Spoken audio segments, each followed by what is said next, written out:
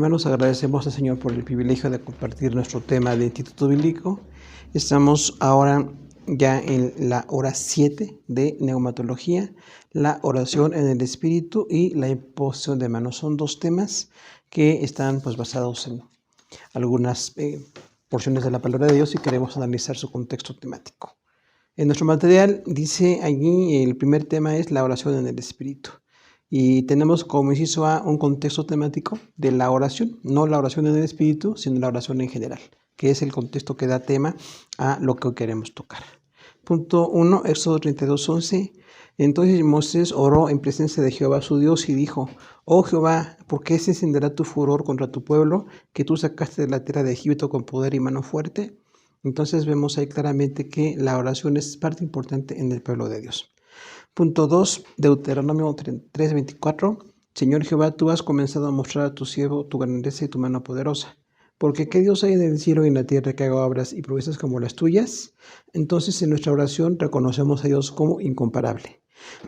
Punto 3, primero de Samuel 1:27. Por este niño oraba y Jehová me dio lo que pedí. La oración de Ana, la madre de Samuel, entonces es también la oración cuando tenemos aflicciones o grandes necesidades. Punto 4, primero de Reyes 8:28. Con todo, tú atenderás la oración de tu siervo y a su plegaria, oh Jehová Dios mío, oyendo el clamor y la oración que tu siervo hace hoy delante de ti. La oración de Salomón en la consagración del templo en Jerusalén, entonces la oración es parte de los grandes eventos en el pueblo de Dios. Punto 5, segundo de Reyes 13:4. Mas Joacás oró en presencia de Jehová y Jehová lo oyó, porque miró la aflicción de Israel, pues él decía los afligía. Un rey de Israel, de las tribus del norte que se había apartado totalmente de Dios, y sin embargo oró a Dios. Y este rey, impío, oró a Dios y Dios respondió porque vio la aflicción de su pueblo. Entonces Dios responde la oración porque ve cuando hay grandes necesidades. Punto 6, primero de Crónicas 17:25, porque tú, Dios mío, revelaste al oído de tu siervo que le hace edificar casa, por eso he hallado tu siervo motivo para orar delante de ti. David adorando al Señor y reconociendo las grandes bendiciones del Señor. Punto 7, Esdras 10:1. Mientras Esdras oraba, hacía confesión, llorando y postrándose delante de la casa de Dios, se juntó una muy grande multitud de Israel, hombres, mujeres y niños, y lloraba el pueblo amargamente. Entonces, en la restauración espiritual de Israel, después del cautiverio, este gran líder espiritual, Esdras, hizo oración con todo el pueblo, y el pueblo se arrepintió de haberse apartado de Dios, de tener matrimonios con extranjeros, de estar practicando la usura, y entonces hay un cambio en el corazón. Entonces la oración siempre va con el cambio en nuestro corazón. Punto 8, Nehemías 1:4. Cuando oí estas palabras, me senté y lloré, e hice duelo por algunos días, y ayuné y oré delante del Dios de los cielos. Nehemías, el gobernador de Israel en la restauración después del cautiverio, cuando escuchó de la condición espiritual y la condición material de Jerusalén, oró y ayunó varios días delante de Dios. Entonces la oración siempre es parte de un proceso cuando también pasamos grandes aflicciones. Punto 9, Job 16:17, a pesar de no haber iniquidad en mis manos y de no haber sido mi oración pura. Entonces vemos aquí a Job como un hombre con santidad. Dice: he sido santo delante de ti y mi oración es pura por eso, porque estoy teniendo un compromiso de santidad. Punto 10, Salmo 39:12. Oye mi oración, oh Jehová, y escucha mi clamor. No calles ante mis lágrimas, porque forastero soy para ti y advenedizo como todos mis padres. Entonces David también reconoce su pecado, reconoce que tiene una condición deplorable cuando caemos en pecado delante del Señor. Punto 11, Proverbios 15:8. El sacrificio de los impíos es abominación a Jehová, mas la oración de los rectos es su gozo. Entonces la rectitud es un gozo en los creyentes que estamos alabando al Señor. Punto 12, Isaías 38:2. Entonces volvió Ezequías su rostro a la pared e hizo oración a Jehová. Recordamos que este rey, que era muy piadoso, tuvo una enfermedad y estaba por morir. Cuando el profeta Isaías le dijo: vas a morir, y sin embargo él volvió su rostro en oración y pidió a Dios, y Dios le concedió años más de vida. Punto 13, Daniel 9:3. Y volví mi rostro al Dios, el Señor, buscándole en oración y ruego, en ayuno, cilicio y ceniza. Entonces el profeta Daniel dice que está en la oración con ayuno, cilicio y ceniza. Este hombre dedicado, preparado, un estadista, realmente se dedicaba también a la oración con ayuno, silicio y ceniza. O sea, es una aflicción muy grande y es una constancia en la oración que tiene este hombre, este gran hombre de Dios. Punto 14, Jonás 2:7. Cuando mi alma desfallecía en mí, me acordé de Jehová y mi oración llegó hasta ti en tu santo templo. Entonces Jonás dice que desfallecía, recordamos, desobedeciendo a Dios, tragado por un gran pez, estaba por morir y ahí orando en ese lugar Dios le restableció y le llevó nuevamente al ministerio al que le había llamado. Punto 15, Habacuc 3:1, oración del profeta Habacuc sobre Sigionot. Entonces aquí habla el gran profeta Habacuc también de un conflicto, cuando él no entendía cómo Dios podía usar a una nación impía para disciplinar a Israel, pero la disciplina que Dios ponía era perfecta. Y Habacuc empieza como no entendiendo, como no estando de acuerdo, y después de su libro entendemos al final que él acepta la perfecta voluntad de Dios. Entonces la oración también nos lleva a la perfecta voluntad de Dios. Punto 16, Mateo 21:13, y les dijo, mi casa de oración será llamada, mas vosotros la habéis hecho cueva de ladrones. Alusión a Isaías 57 y Jeremías 7:11, dice que la casa de Dios es de oración. Desde el Antiguo Testamento, o sea, en el templo donde nos reunimos también, el lugar de adoración tiene que ser un lugar de oración y no una cueva de ladrones donde se hagan negocios personales o una ventaja que no es planteada por el Señor. Punto 17, Marcos 1:35, levantándose muy de mañana, siendo aún muy oscuro, salió y se fue a un lugar desierto y ahí oraba. Describe la oración de Jesús. El Hijo de Dios, el perfecto Salvador nuestro, dice que de muy de mañana oraba todos los días. Entonces habla de una gran disciplina y esa pues necesidad que tenemos nosotros de disciplinarnos en la oración.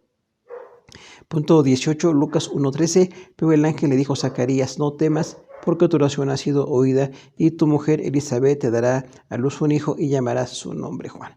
Respuesta a la oración de una pareja que no tenía hijos y Dios les concedió nada menos que a Juan el Bautista como hijo. Entonces Dios da grandes respuestas y la oración es un proceso en el cual Dios nos da grandes bendiciones. Punto 19, Hechos 1:14. Todos estos perseveraban unánimes en oración y ruego con las mujeres y con María y con la madre de Jesús y con sus hermanos. Entonces la oración es perseverancia, quiere decir permanecer. Nosotros mismos esforzarnos por estar en oración y permaneciendo en oración es que viene el plan perfecto de Dios en nuestra vida. Punto 20, Hechos 6:4, y nosotros persistiremos en la oración y en el ministerio de la palabra. Recordamos a los 12 cuando había una demanda por asuntos administrativos y decían, bueno, nombren a 7 diáconos para que se resuelva el problema, pero nosotros no podemos dedicarnos a hacer asuntos administrativos si tenemos el gran compromiso de estar predicando la palabra y enseñando la palabra, en este caso en Jerusalén. Punto 22, Romanos 1:9, porque testigo me es Dios, a quien sirvo en espíritu, en el evangelio de su Hijo, de que sin cesar hago mención de vosotros siempre en mis oraciones. Entonces Pablo, hablando a la iglesia de Roma, a la cual no había visitado, dice, bueno, Dios me es testigo de que constantemente oro por ustedes. Entonces la oración también debe de ser constante por todas las personas y por todas las necesidades. Punto 23, Romanos 10:1. Hermanos, ciertamente el anhelo de mi corazón y mi oración a Dios por Israel es para salvación. Entonces un propósito como judío de Pablo era orar por Israel. Que Dios bendiga a Israel porque rechazó el evangelio, mató al Mesías y entonces pues no tiene en este momento un plan de salvación delante de Dios. Por eso dice Pablo, yo oro por salvación para Israel. Y la oración por los judíos ha sido constante en la iglesia para que vengan a Cristo. Punto 24, Romanos 12:12, gozosos en la esperanza, sufridos en la tribulación, constantes en la oración. Esas son indicaciones de la vida espiritual. Que tengamos gozo en la esperanza que tenemos en la fe, en la tribulación, sufridos, o sea, estamos dispuestos al sufrimiento, pero algo dice constantes en la oración. O sea, en medio de cualquier circunstancia en nuestra vida como cristianos, la oración tiene que ser una actividad constante. Punto 25, según los Corintios 1:11, cooperando también vosotros a favor nuestro con la oración, para que por muchas personas sean dadas gracias a Dios a favor nuestro, por el don concedido a nosotros por medio de muchos. Habla de la gratitud en la oración, que agradezcamos por el don de la salvación, que estemos agradeciendo constantemente por la obra de Dios en nuestro corazón. Punto 26, Filipenses 1:19, porque sé que por vuestra oración y por la administración del Espíritu de Jesucristo, esto resultará en mi liberación. Entonces Pablo habla de la cárcel, y si estamos en la cárcel, pero sé que por la oración de ustedes y la suministración habla como la participación especial. del Espíritu Santo, voy a ser liberado. Pablo confiaba en ser liberado de la cárcel. Aún conocemos que lamentablemente pues lo decapitaron ahí en la cárcel, pero él tenía una gran confianza y esto nos habla a nosotros de que tengamos, aún en las aflicciones más fuertes como podría ser una cárcel, mantengamos la fe delante del Señor. Punto 27. Filipenses 4:6. Por nada estéis afanosos, si no sean conocidas vuestras peticiones delante de Dios en toda oración y ruego con acción de gracias. Entonces nos habla de que no dejemos que nos venza el afán. Recordamos que el afán es como saturarnos de aflicciones y de preocupaciones, y más bien dice que nuestras oraciones sean conocidas delante de Dios. En vez de estar llenos de afán, estemos llenos de oración.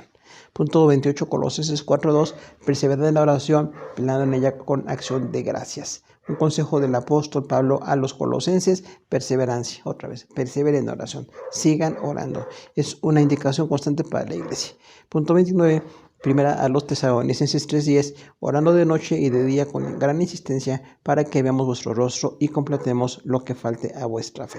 Entonces Pablo, hablando a la iglesia en Tesalónica, dice: estamos orando constantemente por ustedes con insistencia y deseamos completar lo que falte a la fe. O sea, hablaba de la corrección en la iglesia. Entonces ahí vemos la comunión en la iglesia, que es intercesión, pero también es corrección, es corregir nuestros caminos. Punto 30, según de los Tesalonicenses 1:11, por lo cual asimismo oramos siempre por vosotros, para que nuestro Dios os tenga por dignos de su llamamiento y cumpla todo propósito de bondad y la obra de fe con su poder. Entonces, que la oración es de grandes propósitos, que Dios cumpla su plan perfecto en nosotros, para eso oramos. Recordamos que el plan de Dios sigue siendo perfecto, y esos propósitos tenemos que estar constantemente orando para que se cumplan. Punto 31, 1 Timoteo 2:1, exhorto ante todo a que se hagan rogativas, oraciones, peticiones y acciones de gracias por todos los hombres. Entonces Pablo le habla a Timoteo de varias formas de la oración, rogativas como de un ruego. Tenemos que rogar al Señor. Cuando dice oraciones, bueno, nada más la práctica de hablar con Dios. Peticiones, pedir a Dios algo, ¿no? Y acciones de gracias, o sea, es gratitud. Son 4 formas de la oración que se pueden aplicar para que tengamos una actitud correcta en toda petición que hagamos delante del Señor. Punto 32, Santiago 5:13, ¿está alguno entre vosotros afligido? Haga oración. ¿Está alguno alegre? Cante alabanzas. Vemos aquí en consejo de Santiago, hermano de Jesús, que aunque haya aflicción, aunque haya gozo, de todos modos tenemos una actitud espiritual. Con la oración y con las acciones de gracias tenemos una correcta actitud delante del Señor. Punto 33, 1 Pedro 3:7. Vosotros, maridos, igualmente, vivid con ella sabiamente, dando honor a la mujer como vaso más frágil y como coherederas de la gracia de la vida, para que vuestras oraciones no tengan estorbo. Entonces Pedro, el apóstol, dice a los hombres, en este caso, que no tengamos una conducta de maltrato hacia la mujer, porque si maltratamos a la esposa y decimos que estamos orando, esa conducta con nuestra esposa nos estorba en la oración. Es muy importante que tengamos un carácter de edificación, de santidad con nuestra esposa. Este texto que ha sido muy importante, en varias ocasiones lo hemos compartido, y bueno, pues aquí habla también de esa oración que no tiene estorbo porque tenemos una conducta correcta con la esposa. Punto 34, 1 Pedro 3:12, porque los ojos del Señor están sobre los justos y sus oídos atentos a sus oraciones, pero el rostro del Señor está en contra de aquellos que hacen del mal. Nuevamente el apóstol Pedro dice que los ojos de Dios están en los justos y en los injustos. En los justos para escuchar sus oraciones y en los injustos porque Dios va a llamarles a cuentas por su maldad. Punto 35, 1 Pedro 4:7, más el fin de todas las cosas se acerca. Sed pues sobrios y velad en oración. 3 consejos de Pedro, el apóstol, en estos 3 textos, y aquí habla entonces que estemos, conscientes de que el fin de todas las cosas se acerca. Recordamos que Jesús viene pronto por su iglesia, está el mundo con tanta crisis que en cualquier momento el Señor viene y se lleva a su iglesia, y entonces tenemos que estar conscientes de esa venida tan cercana del Señor y velando en oración mientras, o sea, aunque veamos que pasen cosas muy preocupantes, estemos velando en oración. Punto 36 dice aquí, Apocalipsis 5:8, y cuando hubo tomado el libro, los 4 seres vivientes y los 24 ancianos se postraron delante del Cordero. Todos tenían copas de oro llenas de incienso, que son las oraciones de los santos. Es muy importante ver aquí que dice que tanto los ángeles como la iglesia e Israel están adorando al Señor. Hace una alusión a Salmo 141:2, pero es importantísimo notar que dice que los 24 ancianos, recordemos 12 ancianos que representan a Israel, 12 ancianos a los apóstoles, entonces tanto Israel como la iglesia aquí representado se postran delante del Señor, o sea, están presentes delante del Señor y un plan para que la iglesia e Israel sigan adelante. y puedan estar adorando al Señor. Punto 37, Apocalipsis 8:3. Otro ángel vino entonces y se paró delante del altar con un incensario de oro y se le dio mucho incienso para añadirlo a las oraciones de los santos sobre el altar que estaba en el trono. Vemos aquí la ayuda de Dios en la oración. Dice, en todo ese conflicto tan grande del Apocalipsis, que hay un ángel que añade como incienso. Es simbólico de un respaldo para fortalecer la oración. Entonces, aún en ese momento tan crítico que es la gran tribulación, vemos que Dios permite que en momentos muy difíciles hay aún la ayuda de ángeles que parece que fortalecen la obra de la oración. No es que ellos oren, sino que tienen una acción para que la obra de Dios siga adelante y la iglesia que está en oración y la iglesia que está en conflicto puede continuar en adelante. El inciso B que tenemos aquí es la oración en el Espíritu. Todo lo que vimos aquí, 37 textos sobre la oración en general, no la oración en el Espíritu, sino la oración en general. Ahora vamos a ver cómo esta oración, que son propósitos, que son diseños, que son constancia, que son perfeccionamiento del Señor, todo eso también tiene una respuesta en la oración en el Espíritu, cuando estamos orando dirigidos por el Espíritu Santo. Inciso B, la expresión en neumati, en el Espíritu posicional, indica la acción de orar dirigidos por el Espíritu Santo. Entonces, esta frase de la oración en el Espíritu que está en el Nuevo Testamento no es ya la oración en general, sino que tenemos una oración en la cual estamos siendo dirigidos por el Espíritu Santo. Esta tercera persona de la Trinidad nos dirige en la oración. Nos fortalece, nos impulsa, nos dirige y de esta manera podemos tener una oración mucho más eficaz, una oración mucho más bendecida y una oración mucho más fortalecida por las cosas de Dios.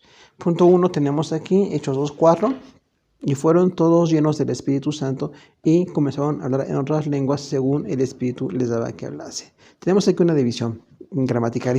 Comenzaron, es un tiempo aoristo, o sea, se dio en un momento, en el pasado.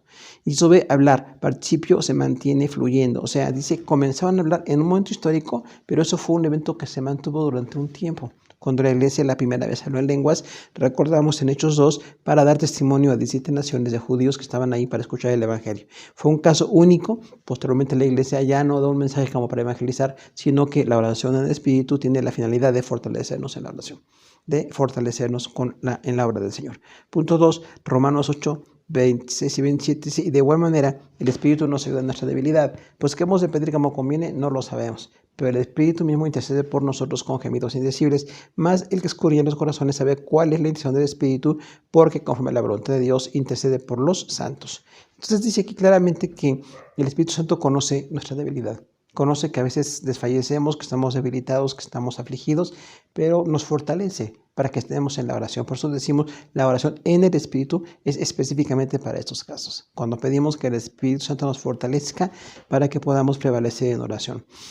Y dice además algo importante, no sabemos lo que conviene pedir. O sea, por nuestra carnalidad, nuestra visión muy cercana a nuestras principales necesidades, no tenemos la visión a distancia que tiene Dios, ni la visión de santidad que tiene Dios. Entonces, nos ayuda el Espíritu Santo, pues no pedimos a veces lo que conviene.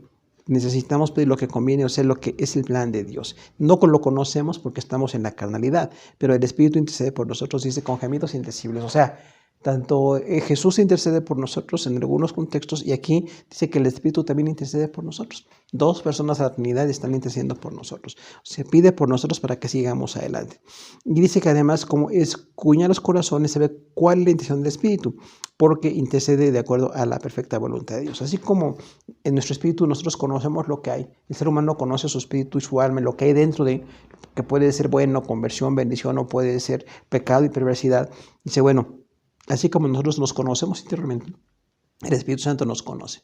Conoce la perfecta voluntad de Dios y nos conoce interiormente a nosotros.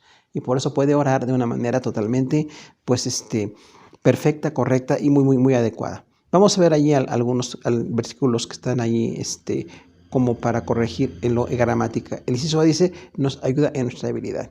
La palabra griega asteneia es debilidad. Se traduce como fragilidad humana, moral, física o espiritual. O sea, nos ayuda porque somos débiles, quiere decir, no es que seamos fuertes. Dios nos fortalece por su gracia y nos quiere fortalecer por su gracia, pero cuando caemos en nuestra debilidad, necesitamos la fortaleza del Señor. Dice que ahí nos ayuda el Espíritu Santo. Es el Espíritu Santo quien nos ayuda en medio de la debilidad para que sigamos adelante. También dice que intercede por nosotros, o sea, clama por los creyentes. Realmente tenemos ahí a dos grandes intercesores, decíamos Jesús, en algunos contextos aquí el Espíritu Santo, que están clamando al Padre por nosotros. para que sigamos adelante, para que no decaigamos, para que no se pierda la obra de Dios en nuestros corazones. Dice que clama con gemidos indecibles, o sea, es un clamor intenso. Nosotros vemos ahí que dice que los gemidos indecibles es como a veces palabras no articuladas, sino como una gran aflicción. Cuando nosotros mismos oramos con gran aflicción, no es tanto que sea una oración perfecta en nuestro idioma, en nuestra forma de hablar, sino que a veces son clamores como gemidos. Gemir delante del Señor por otros, por la necesidad de otros, es igual lo que hace el Espíritu Santo. Él gime por nosotros, clama por nosotros. Habla de su carácter con la intensidad que tiene para orar por la iglesia en este caso. Punto 3. 1 Corintios 14:1, seguid el amor y procura los dones espirituales, pero sobre todo que profeticéis. Aquí habla el Espíritu Santo a la iglesia en Corinto de que corrijan esto y dice que sigan siempre el amor. Recordamos 1 Corintios 12 habla de los dones del Espíritu, 1 Corintios 13 habla del amor y 1 Corintios 14 habla del desarrollo de los dones. O sea, no están desarticulados los temas. Realmente los dones del Espíritu tienen que darse en un contexto de amor. Siempre que veamos nosotros esta oración del Espíritu, que oramos hablando en lenguas, muchas veces entendemos eso es correcto. Bueno, estamos primeramente siguiendo el amor. Primeramente estamos en el amor con el Señor y dice que procuremos los dones espirituales. O sea, sí anhelamos que se manifiesten esos 9 dones, pero dice sobre todo que profeticéis. Habla de que la profecía es muy entendida. Cuando la gente escucha el mensaje en su idioma, está entendiendo. No que otros dones no tengan un valor, pero realmente en este caso el más útil es la profecía para que la iglesia entienda. Entonces, hablamos ahí en el contexto de la oración que hace una gran diferencia entre la oración nuestra, que es de manera personal, y la oración por intercesión para otros, que esa es la oración del Espíritu, como estamos manejando en este contexto. Punto 5, 1 Corintios 14:5. Así que quisiera que todos vosotros hablaseis en lenguas, pero más que profetizaseis, porque mayor es el que profetiza que el que habla en lenguas, a no ser que las interprete para que la iglesia reciba edificación. Entonces Pablo habla aquí del entendimiento, decíamos, y la edificación. Por eso nosotros cuando oramos en el Espíritu, la gente muchas veces no nos entiende, porque es una oración de intercesión, pero si es un mensaje, hablando de géneros de lenguas, un mensaje para la iglesia, sí, ahí sí se requiere una interpretación. Pero entonces son dos evidencias del Espíritu Santo distintas. El hablar en lenguas como intercesión y el don del Espíritu para dar un mensaje a la iglesia, que son una diferencia que hemos marcado en varias ocasiones. Dice además el punto 6, 1 Corintios 14:12, así también vosotros, pues que anheláis dones espirituales, procurad de abundar en ellos para edificación de la iglesia. Entonces, en toda esta corrección, 1 Corintios, hay varios textos de 1 Corintios 14 en cuanto a la oración. Dice allí que como anhelamos esos dones, dice que los busquemos abundar para edificación de la iglesia, o sea, no son para conocimiento personal. Otra vez no somos ni los más entregados, ni los más conocedores de las cosas de Dios, ni las personas que van a tener manifestaciones de los dones porque sean muy consagrados, sino por la pura gracia de Dios. Realmente Dios usa a quien Él quiere y en la iglesia esa edificación es para como el gran propósito que tenemos, que la gente crezca espiritualmente y que la gente siga en las cosas de Dios.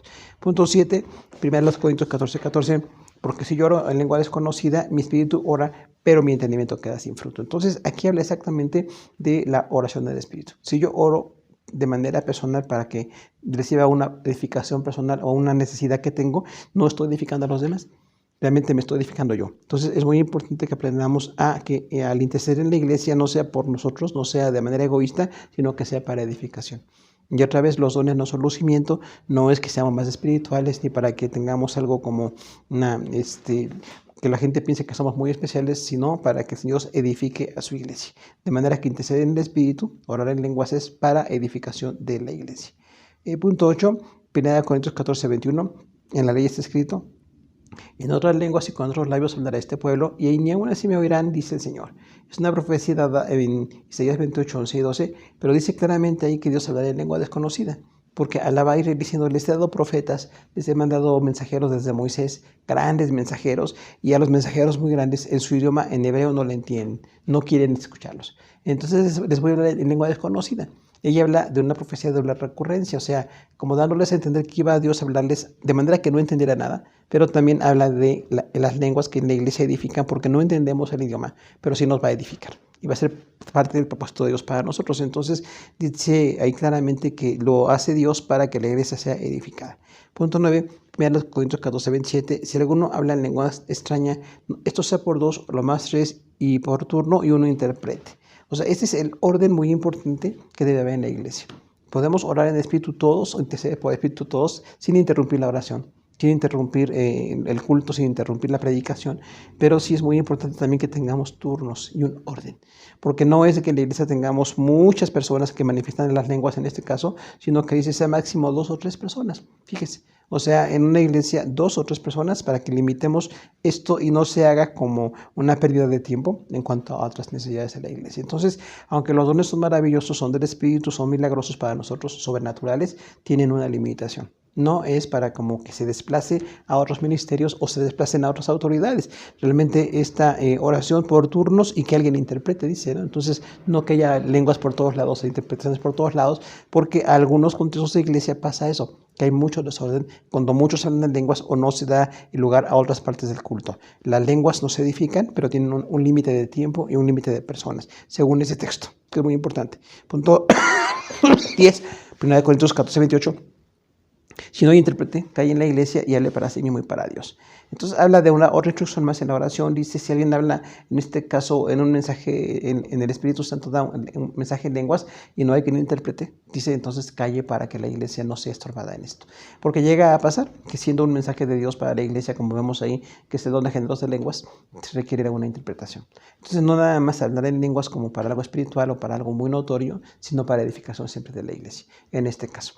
Entonces habla ahí de algunas instrucciones de lo que tiene relación con la oración en la iglesia, aunque la oración en el Espíritu es personal, es edificación y podemos orar todos con un orden y de manera que nos edifiquemos. Y es correcto si alguien incluso ora en lenguas por otros, pero no rompiendo el orden del culto o los tiempos que tengan en estos cultos, porque necesitamos respetar siempre el esquema de que cada iglesia tiene en cuanto a su liturgia. Ahora vamos a hablar de otra segunda doctrina que es la imposición de manos. Inciso 2 romano, la imposición de manos. O sea, cuando en la iglesia oramos, tiene un antecedente doctrinal. La etimología, inciso A, la imposición de manos es una práctica mencionada en el contexto de Israel y en el ministerio de la iglesia. La palabra griega epi y teis es sobreponer. Entonces, literalmente quiere decir que oramos poniendo las manos sobre alguien, literalmente es sobre la cabeza de alguien, sobre una autoridad. Aunque ahora con esta emergencia sanitaria que tenemos, tratamos de no tocar a la gente, siempre la oración es como un orden de autoridad y un orden de interés por la gente, que la gente sienta que le amamos. Y bueno, conforme pudiera avanzar esta pandemia, o nuevamente poder tener la cercanía, un contacto, no de manera que pongamos en riesgo a nadie, pero siempre es de bendición orar unos por otros. En el contexto temático tenemos 13 textos. Punto 1 es Éxodo 29:7. Luego tomarás el aceite de la unción y lo derramarás sobre la cabeza y le ungirás. Aquí habla Dios a Moisés de la unción de Aarón. Realmente le impusieron las manos a Aarón como el sumo sacerdote de Israel. Al orar y de poner manos sobre él era como una ceremonia. Hablaba de la autoridad puesta por Dios en Moisés y que al Moisés poner las manos en Aarón le estaba dando el momento del inicio de la unción y de su ministerio. Entonces es parte de lo que pasaba en Israel, la imposición de manos, aunque el aceite que se derramaba ahí como que era muy notorio para señalar a una persona de ministerio, no necesariamente se tiene que aplicar para nosotros, aunque algunas iglesias lo aplican, pero no es una indicación en el Nuevo Testamento para nosotros, más que la oración. Punto 2, 1 Samuel 9:16. Mañana a esta misma hora yo enviaré a ti un varón de la tribu de Benjamín, al cual ungirás por príncipe del pueblo de Israel, y salvará a mi pueblo de mano de los filisteos, porque yo me he dado a mi pueblo por cuanto su clamor ha llegado delante de mí. Entonces Dios le da instrucciones al profeta Samuel de poner las manos para darle la autoridad como rey ahora a Saúl. Entonces vemos que solamente en el Antiguo Testamento había 2 personas a las que se ungía de manera nacional, el sumo sacerdote y a los reyes. Entonces no era algo así como muy para toda la gente, sino específicamente para estas personas. Vamos a ver cómo esto se aplica en el Nuevo Testamento, en este mismo contexto. Punto 3, 1 Samuel 16:13, y Samuel tomó el cono del aceite y lo ungió en medio de sus hermanos. Desde aquel día el Espíritu de Jehová vino sobre David y se levantó luego Samuel y se volvió a Ramá. Aquí hay algo muy importante que es cuando Dios le da la orden a Samuel de ungir a David. Recordamos el contexto histórico que Dios levantó al rey Saúl, que no era de una tribu muy sobresaliente, ni él tampoco era sobresaliente, sino Dios le escogió para poder ser el rey. Y dice que como era un hombre muy alto, era así como físicamente muy notorio, y a Israel le gustó ese rey. Pero el problema con Saúl es que no se mantenía en la bendición con Dios, sino que era muy celoso. muy carnal, y recordamos que en varias ocasiones incluso quiso matar a David. Y entonces esto hizo que se rompiera el pacto con Dios. Dice la palabra del Señor que cuando Samuel tenía que llegar a orar para iniciar una guerra, iba a haber una guerra, querían hacer un sacrificio. Y dice ahí que pues Saúl, que era como muy protagonista, hizo el sacrificio. Y esto fue una falla delante de Dios porque Saúl tenía que esperar hasta que llegara el rey, incluso posiblemente empezar la guerra y defender al país hasta que Samuel llegara y él hiciera el sacrificio. Esto habla de una división de poderes en Israel. Nadie podía ser rey y sacerdote. El único que es profeta, rey y sacerdote es el Señor Jesucristo, que tiene 2, 3 ministerios. Pero muy en el Antiguo Testamento nadie podía pretender, siendo sacerdote, hacer las veces de un rey, ni siendo el rey, hacer las funciones de un sacerdote. Por eso es que dice ahí que Saúl fue desechado, porque no solamente hizo el sacrificio y no esperó a Samuel, sino que cuando Samuel llegó, todavía como que se justificó y le dijo a Samuel, bueno, yo como vi que tardabas hice sacrificio. Pero allí estaba él como invadiendo el área espiritual del sacerdote y no nada más rey, que tenía muchas funciones como rey. Y dice que por eso Dios le desechó. Y de manera que Saúl ya no iba a tener una generación de muchos reyes y vino David. Y vemos ahí cómo Dios levanta a David siendo un muchacho de quizás unos 16 años, un adolescente apenas, y Dios le escoge como rey. Y dice ahí Dios que usaba un cuerno, recordamos que había un cuerno del aceite y literalmente era para simbólicamente hacer señalar a la gente que esta persona iba a ser el siguiente rey.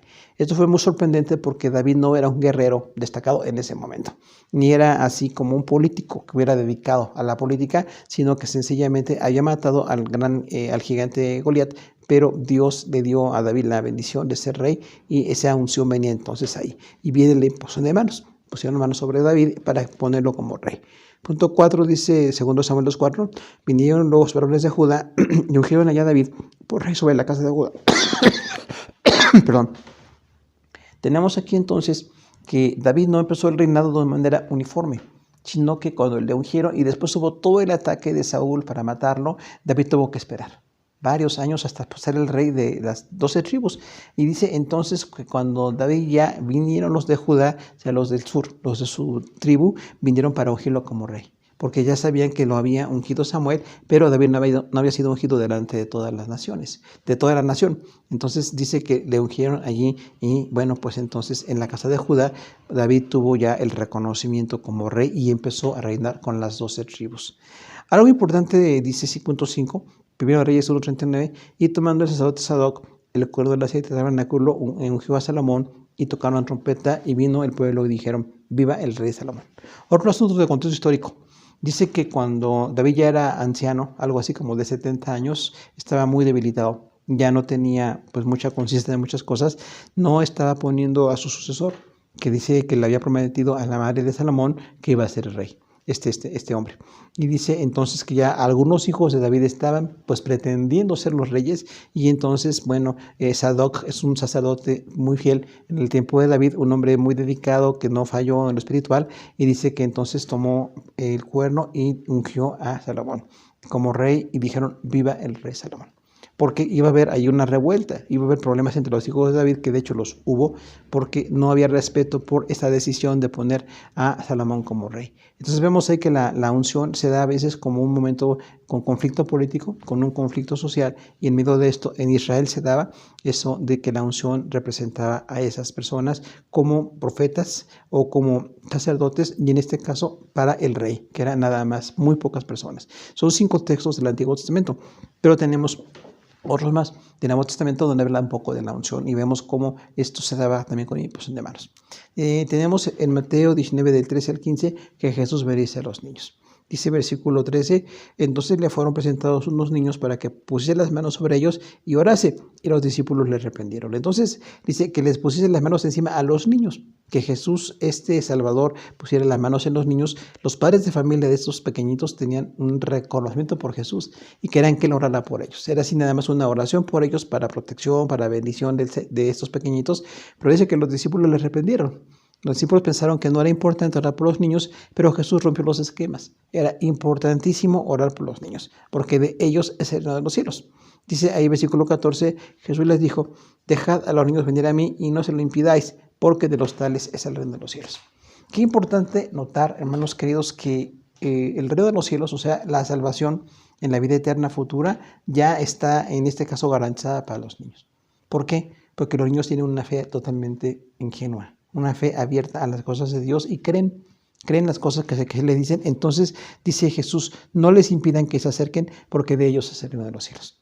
Para nosotros la niñez acaba a los 12 años, ¿no?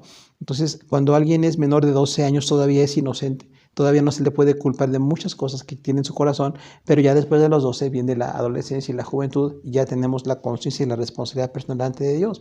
Pero siendo niños es importantísimo que se les predique el reino de los cielos. Por eso en la iglesia insistimos en que los niños vayan a las cosas de Dios, no porque se les entretenga, sino porque tenemos un plan para ellos, para que entiendan que pertenecen al reino de los cielos, que tienen la eternidad ganada por el Señor, pero que tienen que conocer las cosas de Dios. Punto 19:15 dice, y habiendo puesto la mano sobre ellos, se fue de allí. Entonces Jesús rompió el esquema que era muy de adultos, por eso los discípulos estaban pensando que solamente los adultos podrían acercarse, pero Jesús rompió ese esquema y dice, aún los niños pueden venir.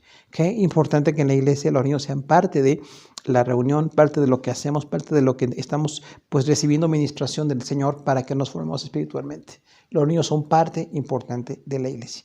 Y nosotros como iglesia, por eso ellos estamos como parte de la reunión, parte de lo que hacemos, porque no es que hasta que sean jóvenes decidan, sino que es importantísimo que en esta etapa de niñez reciban la salvación. Y qué bendición ver que niños que entienden la salvación, que entienden el plan de Dios y que entienden lo que Dios ha hecho en sus corazones. Por eso este texto es importante en cuanto a los niños también y la oración. Punto 7, Marcos 6:13, y echaba fuera demonios y ungían con aceite a muchos enfermos y los sanaban. Habla de los 12. Vemos aquí entonces cómo Jesús dio su autoridad a los 12 para establecer la iglesia, para establecer la obra de Dios. Y dice claramente que Jesús los envió a predicar. Entonces esa autoridad, digamos, delegada, que es la iglesia la que tenemos incluso el día de hoy, los 12 estaban recibiendo la autoridad de Jesús. ¿Vieron a Jesús hacerlo? Orar, predicar, echar fuera demonios, y ahora ellos lo hacían. Dice que echaba fuera muchos demonios. Entonces, esta realidad de la posesión satánica, pues es cuando de verdad se presenta, se puede orar para que los demonios salgan de las personas. Y los 12 lo estaban haciendo. Dice que usaban a muchos enfermos con aceite y recibían sanidad. Entonces, había un ministerio creciente en los dos sentidos, en liberación de demonios y también en la sanidad. Ahora, ellos lo hacían también con ungir con aceite porque era una parte de su cultura. Recordamos, el Antiguo Testamento traía la cultura de que el aceite representaba mucho la persona elegida, el ungido como rey o el ungido como sumo sacerdote. Pero también en el Nuevo Testamento, que Dios da sanidad a alguien o la salvación de algunos, pero era muy de la cultura judía. Por eso nosotros en la iglesia no necesariamente tenemos que usar el aceite, porque no significa nada para nuestra cultura, salvo que en algunas iglesias se hace como indispensable, no está mal, pero tampoco es una orden, es un asunto de contexto.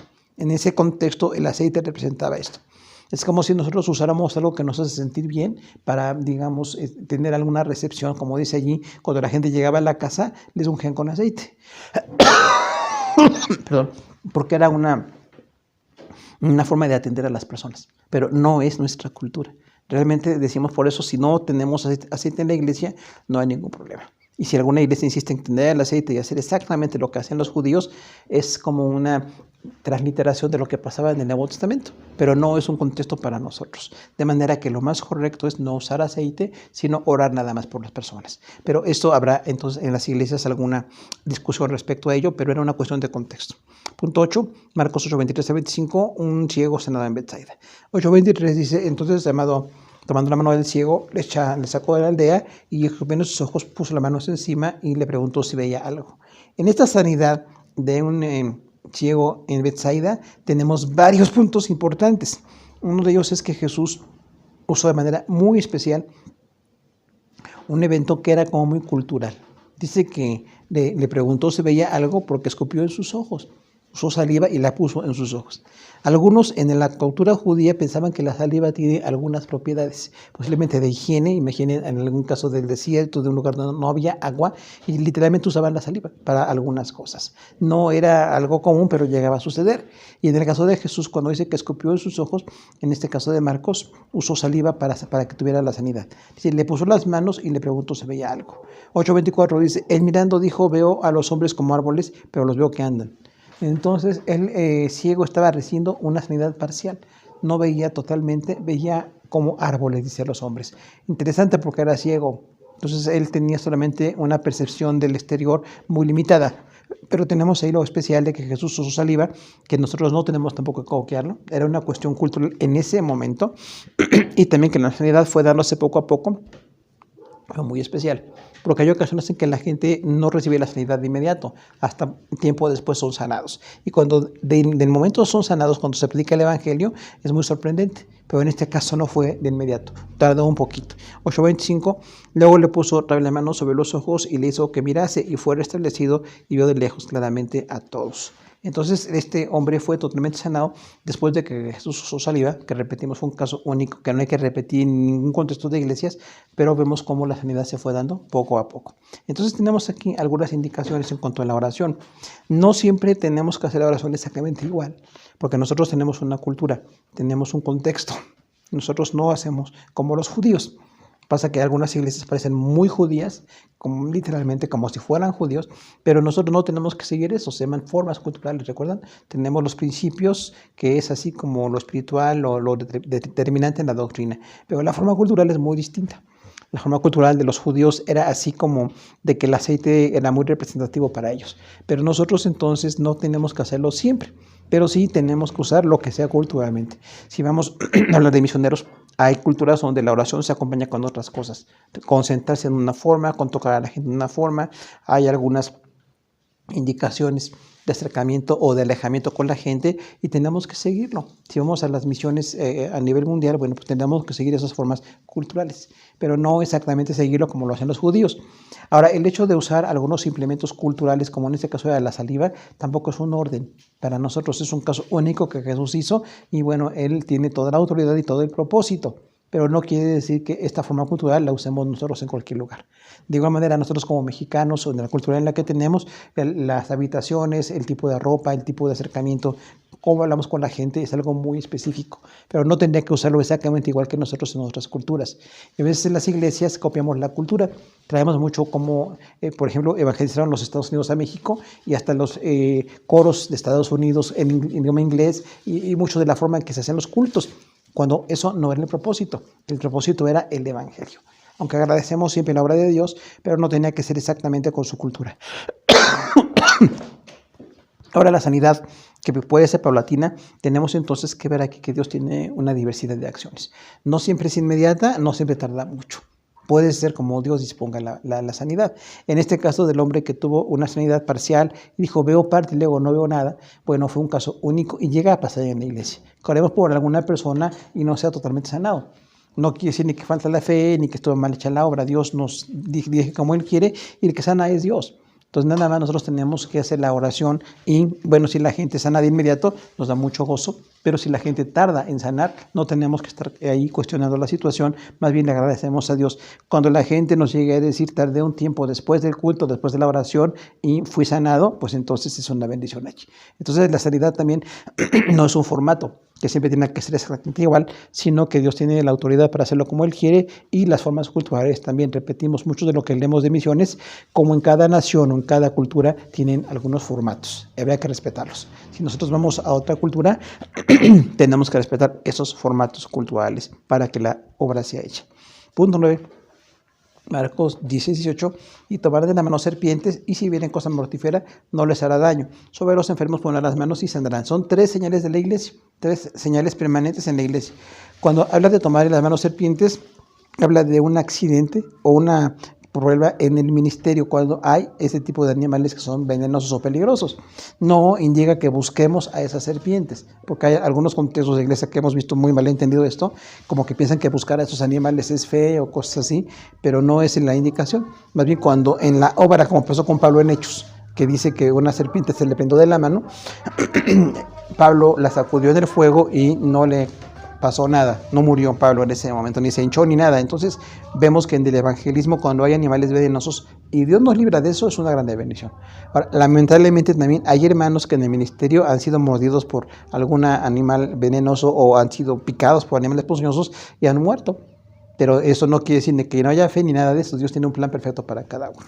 Pero cuando Dios nos da la sanidad y la bendición, siempre será una testimonio para la gloria del Señor. Ahora, cuando dice que también si viene cosa mortífera, habla de cuando hay como una intención de envenenar. a las personas que predican del evangelio, porque pasa mucho en muchas culturas, el tratar de matar al evangelista o envenenarlo, que es algo muy dramático, pero gracias a Dios hay testimonios de hermanos a los que no sabiendo que comían algo que era mortífero, no les pasó nada. Pero no es que busquemos estas cosas como parte de un culto ni parte de un conocimiento personal. Que dice, los enfermos les pongan las manos y sanarán, habla entonces de la oración por sanidades. La oración y las sanidades, que es parte de lo que este tema nos enseña a nosotros. Siempre tenemos que orar por los enfermos y Dios puede dar sanidad. Punto 10. Hechos 8:18, cuando vio Simón que por la imposición de las manos de los apóstoles se daba el Espíritu Santo, ofreció dinero. Vemos aquí una codicia, dice que Simón era como un mago que estaba en un contexto en Jerusalén y cuando vio que el Espíritu Santo venía cuando los apóstoles oraban, les dijo, denme ese don, se los voy a comprar por dinero. Y dice que Pedro le dijo, bueno, estás en una gran amargura y estás totalmente equivocado. El don del Señor no es por dinero. Y esto nos habla a nosotros de una gran lección espiritual. Nada de lo que hacemos en las cosas de Dios tiene que ser por dinero. Nada. Por eso hay gran conflicto con nuestra relación a la oración, con las ofrendas de la gente como para recibir sanidades o cosas así, porque eso permite el evangelio. Realmente nosotros no tenemos que ver nada con esto, sino que siempre el Señor se mueve de manera totalmente libre y sana y bendice y da lo que Él quiere a cada persona, y la iglesia no es de ninguna manera por dinero. Por eso tenemos una gran lección allí, que los mercenarios de la fe están tratando de que por dinero se les den algunos dones o se les concedan como facultades que están totalmente equivocados. Punto 2, 1 Timoteo 4:14, no descuides el don que hay en ti, que te fue dado mediante profecía por la imposición de las manos del presbiterio. Hablamos aquí del ministerio que también se da en el Nuevo Testamento. Decimos, la imposición de manos para los ministros también se da aquí. Cuando a alguien se le ordena ministerialmente, entonces es posible que se le impongan manos para reconocer que ya esa persona tiene el ministerio o se está acreditando en esa denominación o en ese grupo para algunos ministerios. Pero es muy relevante que dice Pablo el apóstol aquí a Timoteo, no descuides el don que hay en ti, o sea, cuida el don. Trata de predicar, trata de servir. Y lo dice a un hombre tan fiel como Timoteo, ¿verdad? Pero dice, bueno, te fue dado mediante profecía con imposición de manos del presbiterio. Entonces, hubo algunas personas que profetizaron que Timoteo iba a ser un gran siervo de Dios y le impusieron manos. Entonces, ahí tenemos dos formatos, profecía e imposición, que tenemos que dar entonces que la iglesia, cuando a alguien se le dedica a la obra del Señor, es muy pues relevante que oremos por ellos y les reconozcamos o les tengamos como una ordenación. En algunas denominaciones se llama la ordenación ministerial y bueno, puede ser correcto el contexto ahí. Punto 12, Timoteo 5:22, dice, no imponga con ligereza las manos a ninguno, ni participes en pecados ajenos, consérvate puro. Al mismo Timoteo, Pablo le dice, no imponga las manos con ligereza. O sea, no hacerlo como para cualquier persona, porque incluso se puede hacer como de una manera pues muy egoísta o sin discernimiento, estar orando por cualquier persona, para el ministerio, para cualquier cosa, sino que dice, no impongas con ligereza las manos. Y Timoteo imponía las manos para ordenar a otros ministerios. Recordamos que el ministerio de Pablo se reprodujo en Timoteo porque Timoteo también hacía muchas de las cosas. Y no nada más Timoteo, varios discípulos de Pablo, y vemos ahí entonces que le dice, ya que ustedes también impongan las manos, no lo hagan con ligereza. O sea, no lo hagan como un show, no lo hagan como un lucimiento personal o por otro tipo de propósitos, sino que cada que impone las manos sea con toda solemnidad, con toda seriedad, porque imponer las manos es como una autoridad delegada por Dios. Hay que hacerlo con toda reverencia y no de manera que parezca atractivo por otro tipo de cuestiones o de intereses. El último texto que tenemos es punto 13, Santiago 5:14. ¿Está alguno enfermo entre vosotros? Llame a los ancianos de la iglesia y oren por él, ungiéndolo con aceite en el nombre del Señor. Entonces habla aquí de la oración y la sanidad. Dice que los ancianos de la iglesia pueden orar por la persona ungiéndole con aceite. Por eso cuando oramos por los enfermos y les imponemos manos, repetimos ahora por la distancia que tenemos en esta emergencia, estamos con una complicación de no contacto físico, pero realmente cuando se llegara a dar o si se llegara a dar, siempre con ese respeto, con esa distancia que tiene que haber y que se haga como en el nombre del Señor, para que Dios les sane. Entonces es digamos como un contexto, un cuadro que enfatiza la oración de Dios. La acción de Dios es la sanidad, la acción nuestra es la oración. Por eso dice, ten cuidado al imponer las manos y cuando si alguien está enfermo le pueden imponer manos. Era muy de los judíos y en la iglesia es totalmente perfecto. Podemos orar por la gente y con nuestra oración esperamos que sean sanados. Hermanos, muchas gracias por su atención. Dios les siga bendiciendo.